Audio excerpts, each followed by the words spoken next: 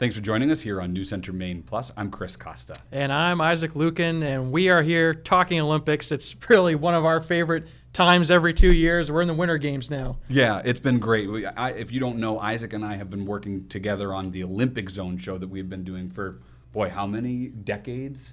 We're 1 decade, I think, between the two of us, but it seems like a lot more. Oh, sorry, and I meant that more as the News Center Maine as an institution has been doing Olympics. Several decades, yeah. But we kind of hopped on this, and it's been a lot of fun, especially because we get to highlight the main connections to the Olympics, whether it's an athlete, whether it's a coach, a sports medicine doctor traveling with Team USA. In the past we've covered the companies that made the Team USA uniform. So it feels like every time we get to mention Maine being on the world stage, it's a bit of a thrill for us. And there's sometimes where we'll admit the connections sometimes are a little hard to find, so we make do with what we got. I liked it when we tried like new sports.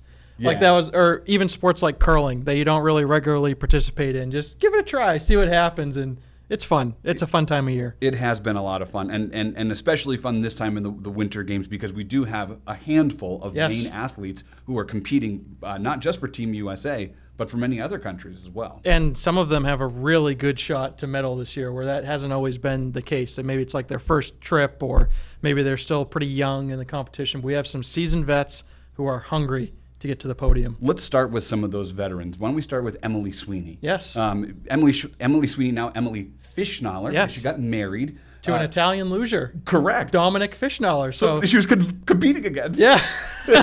Well, theoretically. Well, they do have mixed races, so right. She theoretically could have competed against him. So if you're not familiar with Emily, we featured her in the past. So she is a Team USA luge athlete, and she had her first run at the Olympics in 2018 in Pyeongchang, then went to Beijing in 2022. Yep. Now she's on the USA luge team again for this Olympics in Milan Cortina. And if you remember, she had some issues in Pyeongchang with some crashes, things that really affected her. And we talked about that with her heading into Beijing 2022. And not just physically, but like mentally. Yes. Coming back from a crash like that, where you trust your body to be able to do, and luge is a very intense, difficult sport. Right. Like if you go off that thing, you could get seriously hurt, and we've seen, I think, people get killed, doing luge in previous Olympics. So it's very dangerous, and to be able to trust yourself to go to that top speed again, it does take some building back up. Without a doubt, that's the mental thing, right? You are quite literally pulling yourself, and you are pushing down an icy slide on a board that you have some control over.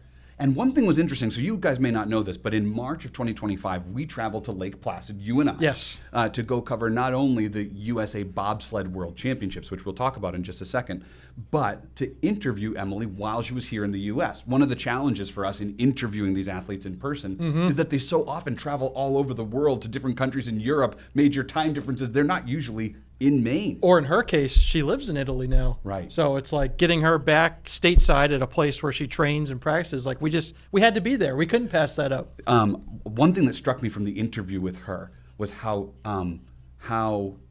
precise, or maybe how delicate, some of the movements have to be when you are on a luge board. And she was mentioning, she did this sort of reference with her shoulder. Yes. Take a look at this. She kind of did like, this is how precise the movement is. It's just a tiny little flex. Not much at all. Right. Not much at all. You know what, Sarah, can you go to camera 1? So check this out. So she was sitting there in the chair, and she showed us how precise the movement is with her shoulder, that she could just do something just as slight as that, something as subtle as that, and have a major control over where that goes and where she goes. So we were talking about how that can be a bit of a psych out. The bottom line here, she is a Portland, Maine native, grew up here, then moved to Connecticut, and now kind of calls Lake Placid her home. But she has Maine roots. She spent time with her dad at the hockey rink when her dad coached in Falmouth and Portland. I believe he was at Chevrolet. So we've been following her now for almost 8 years, if not longer. Yes, longer than that. And so fingers crossed for her that she can medal this time around. Well, and she's had some really great performances, especially last season. She took silver in mixed singles and bronze in women's singles at the World Cup. Right. So she's coming off an incredible season. But also this year, she's had some really great first runs. Hasn't quite got the results in the second runs to maintain like the podiums, but she is just sniffing around the top 3. Like it just feels like this is her big shot this year. And we always talk about when we interview these athletes, what's the different, what kind of different approach might you be taking now that you've had several goes at the Olympics? And sometimes you just can't, there's nothing you can replace with institutional knowledge and experience of going to these different places and learning what it's like to compete on an Olympic stage compared to a world stage. And one quick thing about kind of the behind the scenes, we went to go talk to her. I didn't realize how much the athletes were like working on their the luge sled, and like same with Frank Del Duca, who we're going to talk about with the bobsled. Like they actually spend time working on like the aerodynamics of it. You would think, oh yeah, they just have this thing. Maybe they have the coaches, training staff work on it. Nope, they're hands on, like getting into it. I really like that. Speaking of Frank Del Duca, so let's talk about him now. On Team USA bobsled team. He's the pilot for the Team USA 4-man. A bit of a switch from him from early on in his career. He used to be just one of the push athletes. And he is on the number 1 team. Yes. He's not, he has a real shot at medaling here and is on the number 1 team, so they have bigger expectations. And he's the pilot, yes. Right? Which even more responsibility. Exactly. Great guy, and when you were talking about the gear, they have the same concept with their bobsled. And I thought that was so interesting because Frank is admittedly a gearhead, loves racing, loves rally cars. That was how he got into Need for sport. Speed. Yeah. Yes, and that was how he got into this sport. And so we were talking a little bit about that when I did an interview with him while he was in a holding camp, waiting to go to the Olympics, or waiting to go to Milan, rather. And he's also, we mentioned with Emily Fishnall, married to someone from Italy. Frank Del Duca, you hear the last name, he does have Italian heritage. He's very excited to be competing in the homeland. Yeah, and actually we talked about that a lot. He has what he considers to be a big Italian American family, and said he had a lot of Italian American influence in his life. He's competed in Italy before, never in an Olympics, so this would be exciting for him. But a kid from Bethel, Maine, went to Telstar High School, was a sprinter at the University of Maine, 4x400 relay or 4x100 relay. One of the relay teams, yeah. But a successful sprinter at the University of Maine with Maine roots, who is now on the world stage once again. And last year we went to the World Championships. A little bit of a controversy.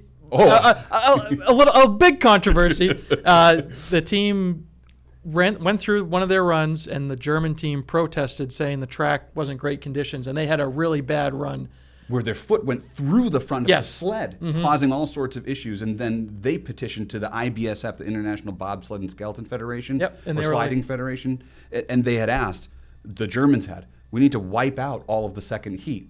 And that's where this became And that was the difference. That was the difference, because usually that type of stuff never happens. And Frank himself said that in an interview with us. He's like, there's just unprecedented for this to happen. And that knocked USA down to 4th.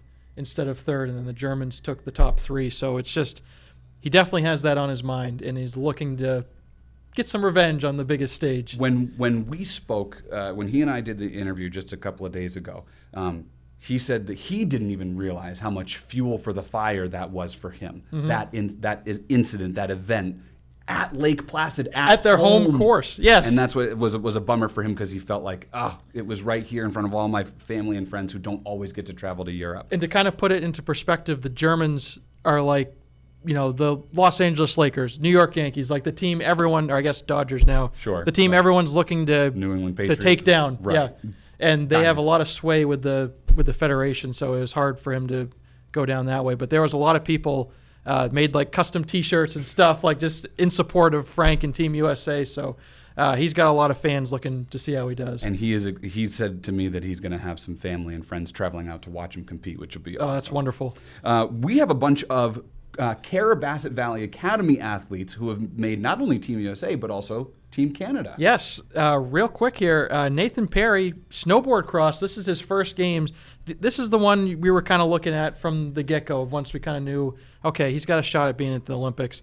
From Farmingdale, Maine, went to CVA, also went to Gould Academy too. I don't know how many of those athletes you see that are combined like two school like that, but hey, it works for him. And he's had a great World Cup season. Finished 3rd in his last World Cup race and has really just been tearing it up since winning Rookie of the Year in 2024. So that's someone I think has a decent shot in snowboard cross to get to the podium, even though it's his first games. Like, he's just been performing really well. In a hot streak. We should also talk about Sam Morse, alpine ski, his first games as well. Also from CVA. He has had an interesting career. I wouldn't call it up and down, just inconsistent. 2017, he was the Junior World's Downhill Champion. So he had a great juniors career. Then in 2022, 2023, that was his best World Cup finish, came in 10th. So alpine skiing, as we know, a very competitive field, and it's been a grind. But he's finally gotten his shot for Olympic glory, and good for him. 29 years old, ready to make that debut. Perry, as we mentioned, 21 years old. So he's like still young, still has a lot of his career left. Sam Morse, like this was great to see him make it. It's good timing. And as I talked about, with people like Frank, people like Emily, because of the cycles, every athlete who goes into this is very cognizant about this might be the last time I go to an Olympics. It's not often we see the people like Alana Myers-Taylor or Lindsey Vonn in their 40s. Just continually making it, yes. Right. And that's part of the great story, I feel like. Just him, still following his dreams. He's been on a pro now for 11 years. 2015 is when he started, and to finally make it there, it's got to be so rewarding. One more athlete from Carrabassett Valley Academy on Team Canada. Yes, that would be Liam Moffat. This is actually his second games. He competed for Team Canada in 2022.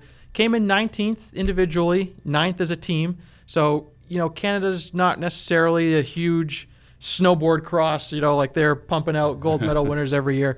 But he has experience, and that's something that he hopes to build on as we get here to Italy.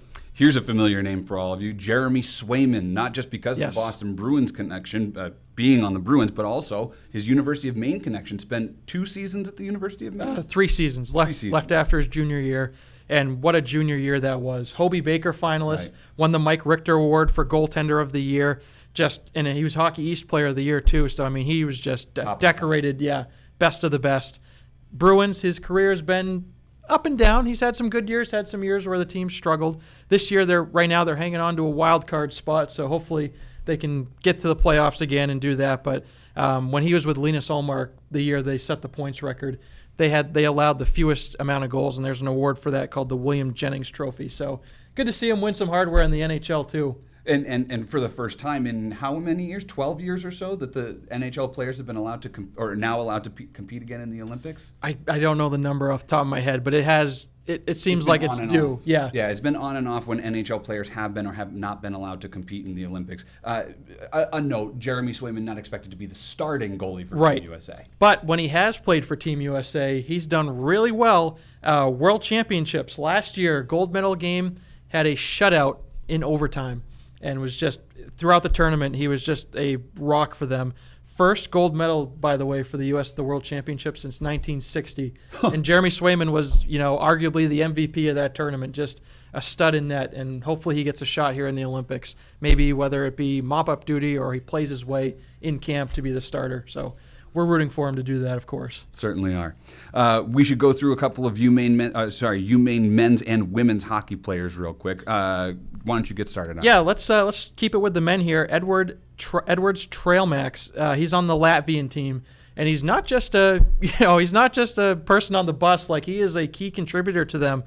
He played 4 seasons from the Black Bears. First time here at the Olympics, and at the World Championships that we just talked about, he led them in Latvia in points. So he's one of their top scorers, and he now plays for the Grand Rapids Griffins of the AHL, and they're in first place in that league. So he's got a lot of experience, finally getting his chance to shine on the world stage, and should be one of the key contributors for Latvia. Would be interesting to see a Swayman and Trailmax match. Oh, yes. And then on the women's side, there's 4 players from UMaine who used to play on the team. We have Ida Coppola, Rahel Ensler, Vendula Pribilova, and Teresa Vanisova. So Coppola is going to be for Team Finland. She has the second most points in UMaine women's hockey history. Just an incredible goal scorer, great player. Has had some good professional time overseas and now is making her debut in the Olympics. Ensler is for Switzerland. This is her second go-around. The Swiss team usually is so-so, Middle of the road, yep. If they make it to like the knockout stages, it's usually a pretty good tournament for them. Yep. And then this is the team you got to look out for, Czech Republic. Pribilova, Vanisova. I covered Vanisova when she was at UMaine. Just she was playing different sport. Like, it was just, it came so naturally to her and just made it look so easy. Leading scorer all time for Maine, also leads them in assists in program history. But if you look at the Vegas odds for the women's hockey tournament, USA and Canada first and second. The team that's favored third for the bronze medal, Czech Republic. Yeah. So if you want to tune in to Want to Bet, we'll talk about that too. I was just going to bring that up. While we're talking about women's hockey, let's talk about one of these a little more far-flung or a little bit of a stretch connection but here. It's a great story. This is awesome. Yeah. Dr. Allison Howe. She is a sports physician. She works at Intermed in Portland. And she is, or sorry, in South Portland, but she is the team physician for Team USA women's hockey. And this is a role that she's served for at least the last two. This will be her second Olympic cycle. But she's been working with USA Hockey as an organization more than 15 years. And she's watched a lot of these players come up through some of the U18 development teams. That's really nice. I like that. Cool? I like that. And so one thing that was really interesting when I interviewed Dr. Howe was she said the players are the ones who actually select that staff. It's not a general manager. It's not, the players say, we want Dr. Howe because she has interacted with them so many times, whether it be, a camp, a trip to Cleveland where they're playing some international competition. She's around the team a fair amount during the year. She even told me that. And how many times do you hear that? Like the athletes get to pick their trainer. That's really cool. Yeah. I like that. She was telling me that some of her family vacations have been to like Cleveland and Buffalo and Edmonton, Canada, so just for these hockey tournaments, but the whole family comes with. She is absolutely stoked. She was in Beijing with the athletic trainer Wayne Lamar, who worked for the University of New England. He's not in it this time around. She is going back, and that's great. We're looking forward to getting some pictures from her, as things. Oh, I'm sure she'll have some updates because the women, they're one of the. I think they are the favorite to win the gold medal this year. They talked a lot. She talked a lot about the players' mindset in a rematch with Canada for the gold medal. Yeah, and she feels that Team USA is probably in the best position they've been as she's monitored them since 2022 from the Olympics in Beijing through the USA hockey activities that have happened between now and then. She feels they're in the best position now compared to years past. Love it. Love it. Thanks for joining us for this episode of Mainers in the Olympics. We love talking about it. It's a blast. And if you guys have tips, we always want to know about them. You can always send them to us here at News Center Maine by email. You can get in touch with us on Instagram because it's always fun to bring up these Maine connections. It is, and we're going to be posting the full interviews of the athletes as we get them. There's a couple up, and we'll get a couple more as we get going here, and it's been really nice to hear their perspective on just making it to this goal that they've had probably most of their lives and finally getting to compete. We are all rooting for you guys. Thanks for joining us here on News Center Maine Plus.